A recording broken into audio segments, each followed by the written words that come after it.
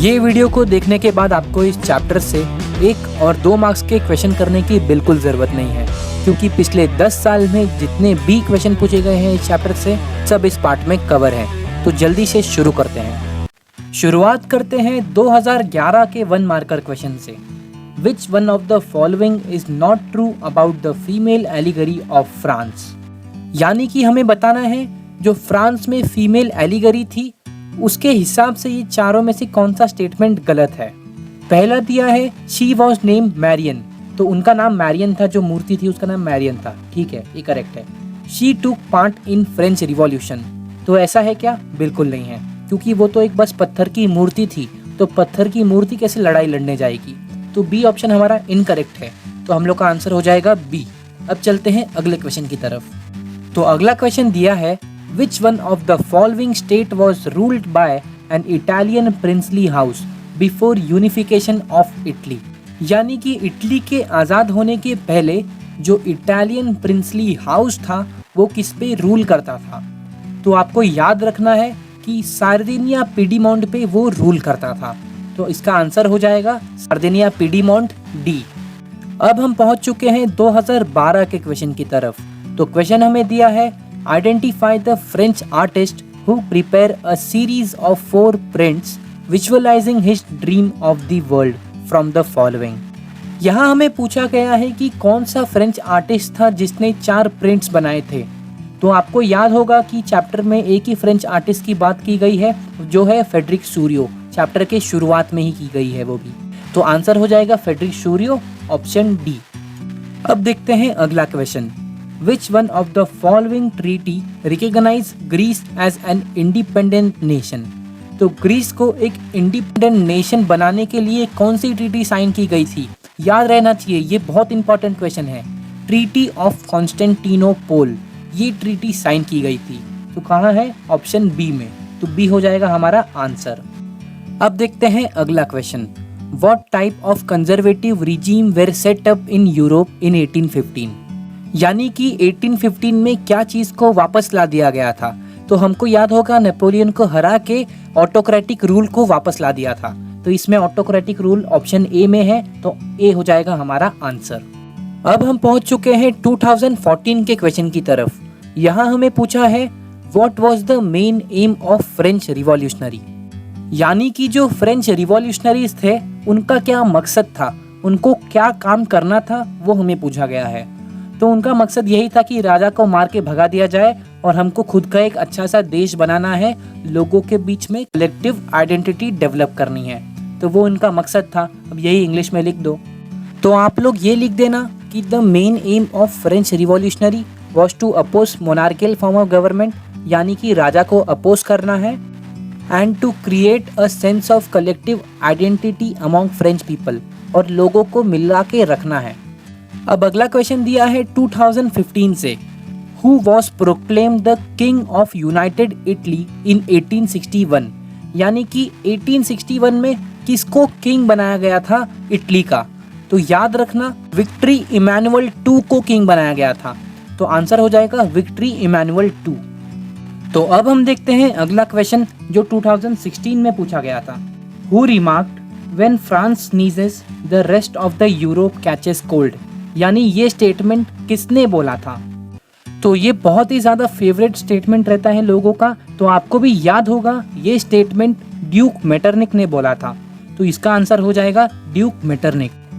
2017 में जो क्वेश्चन पूछा था वो रिपीटेड क्वेश्चन पूछा था 2011 और 2015 का, तो वो क्वेश्चन मैं आपको नहीं कराऊंगा क्योंकि वो हम पहले से ही कर चुके हैं। तो अब बढ़ते हैं 2018 के क्वेश्चन की तरफ। तो 2018 में जो हमें क्वेश्चन पूछा था वो है which nation was identifiable in the revolutionary tricolour in Sorrieu's utopian vision.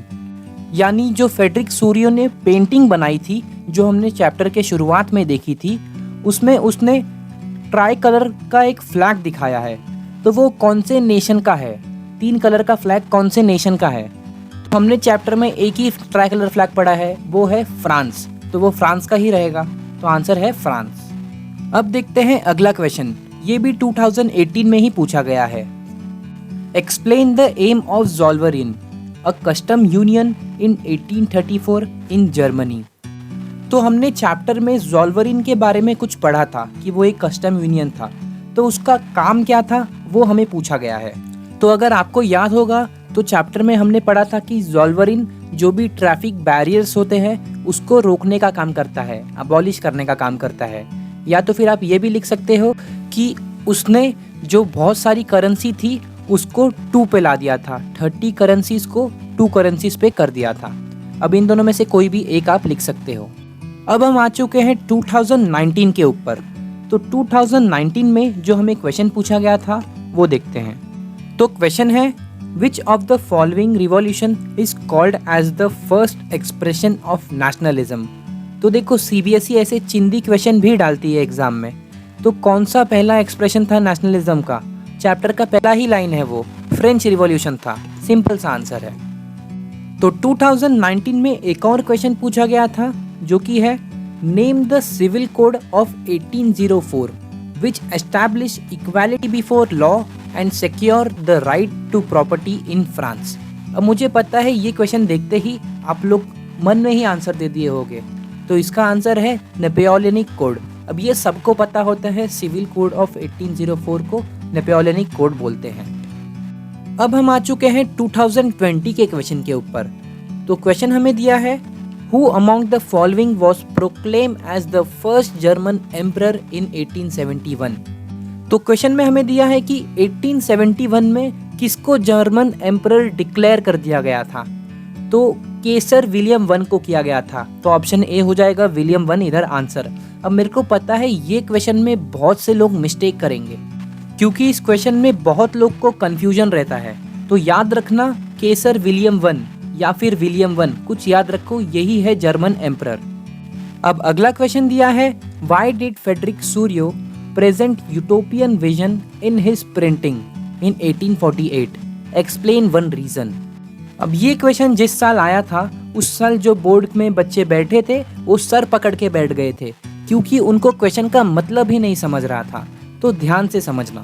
Question बोल रहा है कि जो फ्रेडरिक सूरियो ने यूटोपियन विजन दिखाया है, यानी जो पेंटिंग उन्होंने दिखाई थी उसमें वो क्या कहना चाहते थे। तो उसमें आप लिख सकते हो कि वो इक्वालिटी दिखाना चाहते थे या फिर कलेक्टिव आइडेंटिटी को दिखाना चाहते थे लोगों के बीच में, या फिर डेमोक्रेसी को दिखाना चाहते थे। तो सीबीएसई ने इससे रिलेटेड 3-4 आंसर दिए हैं, उसमें से सिर्फ एक लिखना है। तो मैं आपको ये आंसर ही शो कर दे रहा हूँ, आपकी मर्जी जो लिखना है लिखो। अब हम आ चुके हैं 2021 के क्वेश्चन के ऊपर और अब हम जा रहे हैं 2022 के क्वेश्चन के ऊपर।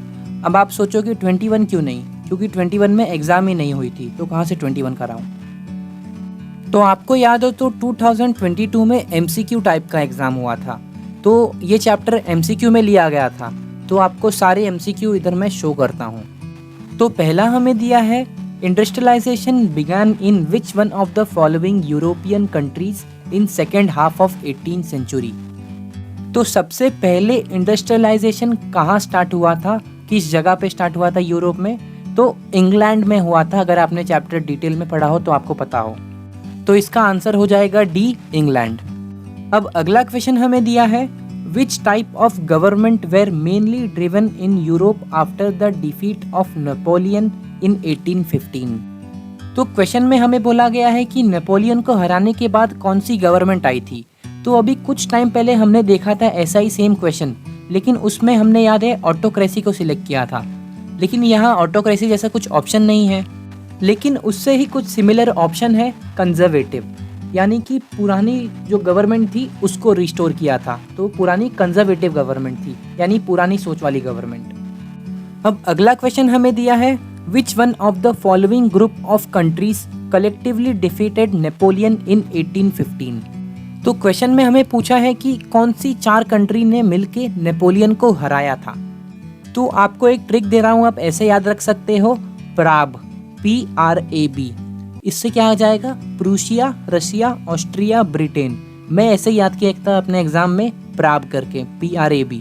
तो आप भी ऐसे याद कर सकते हो। अब यहाँ देखो पहले ही ऑप्शन में दिख रहा है आपको प्रूशिया, रशिया, ऑस्ट्रिया, ब्रिटेन। अलग अलग थोड़ा सा अरेंज है, लेकिन तो भी आप ऐसे याद रख सकते हो। अब अगला हमें क्वेश्चन पूछा है, in which one of the following countries did the liberalist nationalist upheaval take place in 1830? तो लिबरल नेशनलिज्म जो 1830 में हुआ था वो कहाँ हुआ था? तो देखो आपको याद रखना है, हमें क्वेश्चन पूछा गया है सबसे पहले कहाँ हुआ था, तो फ्रांस में हुआ था। और आपको कोई भी क्वेश्चन पूछा जाए जहाँ पर फर्स्ट लिखे तो आप फ्रांस ही ठोकना, क्योंकि हर जगह फ्रांस ही सबसे पहले कांड किया है, उसके बाद ही सबने कुछ किया है। अब अगला क्वेश्चन है, who among the following was the architecture for the unification of Germany? तो क्वेश्चन में हमें पूछा है कि जर्मनी को यूनिफाई यानी आज़ाद करवाने में किसका हाथ था, कौन आर्किटेक्चर था? तो अब इधर किंग का नाम मत लिख के आ जाना, हमको याद रखना है ऑटो वन बिस्मार्क ने आज़ादी दिलाई थी। राजा कोई और बना था लेकिन आज़ादी ऑटो वन बिस्मार्क ने दिलाई थी। अब इसी के साथ पिछले 12 साल के प्रीवियस ईयर 1 और 2 मार्कर क्वेश्चन हमने कंप्लीट कर लिए हैं। अब कुछ इंपॉर्टेंट बात करनी है तो बिना सुने मत जाना। तो ये जो मैं प्रीवियस ईयर क्वेश्चन आपको दे रहा हूँ, ये कोई वेबसाइट से नहीं दे रहा हूँ, बल्कि मैं जाके खुद क्वेश्चन पेपर चेक करके हर एक क्वेश्चन पेपर से इस चैप्टर का क्वेश्चन उठा के डाल रहा हूँ। तो इसमें बहुत ज़्यादा मेहनत लगती है, तो प्लीज़ चैनल को सब्सक्राइब कर लो और वीडियो को लाइक कर दो। और एक और इम्पॉर्टेंट बात, हम हर एक चैप्टर के 1 और 2 मार्कर क्वेश्चन डालने वाले हैं, और उसके बाद जब सब चैप्टर के डल जाएंगे तो उसके बाद हम 3 और 5 मार्कर क्वेश्चन भी हर एक चैप्टर के डालेंगे। तो कमेंट में ज़रूर से बताओ कि इसके बाद कौन सा चैप्टर डालूं, और चैनल को सब्सक्राइब कर दो।